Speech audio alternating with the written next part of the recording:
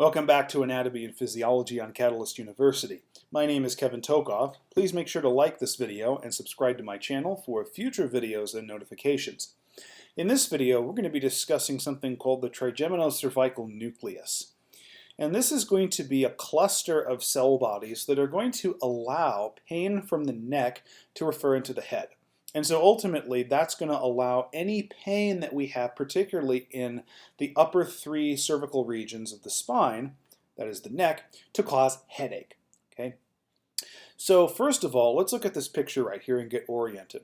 So at the top here, we have the midbrain. Here's the pons. And then down here, the upper half of this structure, this is the medulla oblongata. And the lower part here is meant to be the upper cervical spinal cord. You can see C1 spinal nerve here, C2 and C3. Now remember that the trigeminal nerve, this is cranial nerve number 5. The sensory afferents for the trigeminal nerve, they're going to enter the brainstem at the level of the pons. And this structure right here in blue, where my mouse is, this is actually probably the trigeminal ganglion. And so the sensory afferents from the trigeminal nerve enter the pons through that trigeminal ganglion. Now remember what the trigeminal nerve does, that is the sensory part. It detects sensation from the face. So if you have pain in particular in the facial region, okay, that pain is going to be detected ultimately through the trigeminal nerve. And those sensory afferents are going to send that information ultimately to the brain. Now the trigeminal nerve, sensory afferents, are going to follow a strange journey toward the brain. So we see here in black, sensory afferents enter through the trigeminal ganglion into the pons.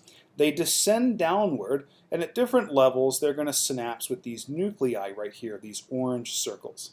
Down here we have the spinal nerves of the C1, C2, and C3 level. Now here they do have motor parts, but we're just considering the sensory parts. So they're going to enter into the spinal cord, as you see right here, and they're also going to synapse with these nuclei right here. Okay. Now before we go any further, look at all these orange circles, all these nuclei. Okay.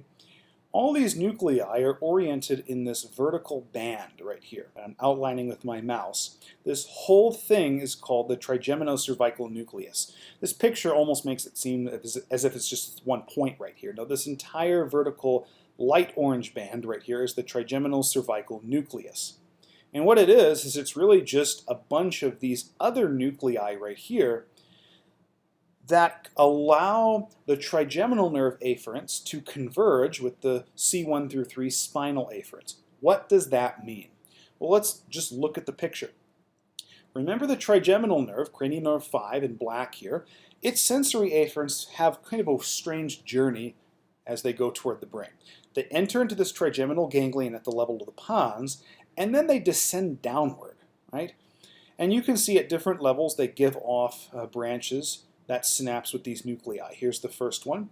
Go a little bit further down. Here's another branch that comes off that synapses with this nucleus. Go a little bit further down. It's giving off another branch that's synapsing with this nucleus right here. But in particular, let's look at this one right here. We could look at any of them, but we'll look at this one. Notice, again, the trigeminal nerve in black here is giving off this branch that's synapsing with this nucleus right here. However, also notice that the C1 spinal nerve and C2 spinal nerve, both in blue, are also giving branches to that same nucleus. So if we follow the C1 spinal nerve, it goes into the spinal cord. Yeah, it gives one right here.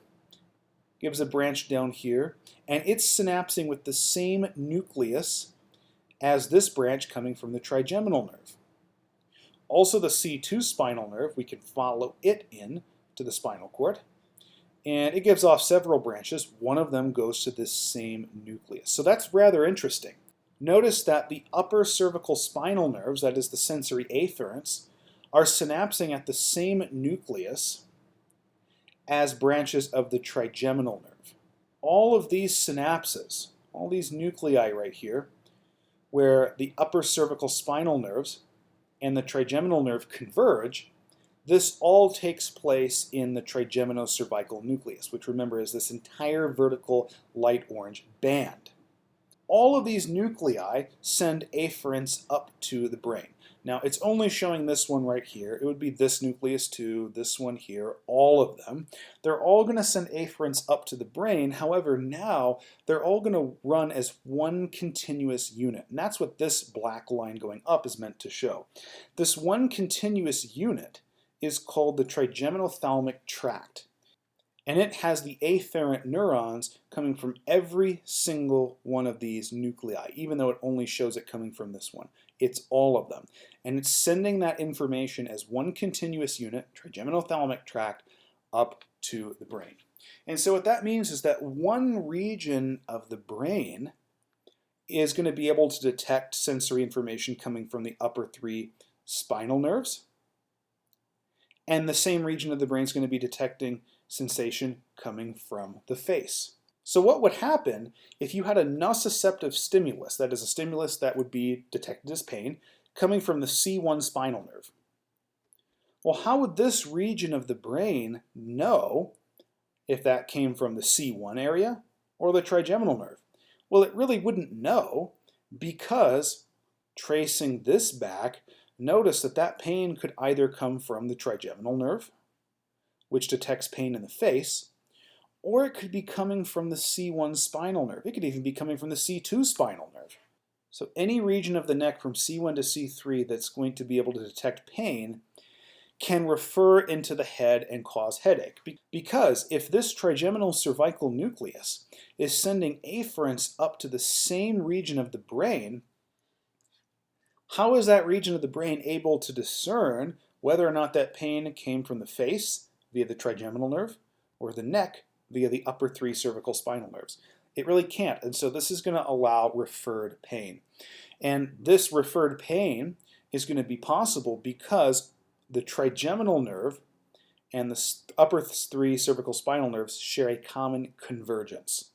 And that convergence is called the trigeminocervical nucleus. So if you have pain in your neck that's detected through any one of these three cervical spinal nerves, C1 through C3, but not below, it has the potential to cause a headache. So if you go in to either a physical therapist or a chiropractor, one of the things that they'll do often for headache is they'll treat the neck by doing cervical manipulations.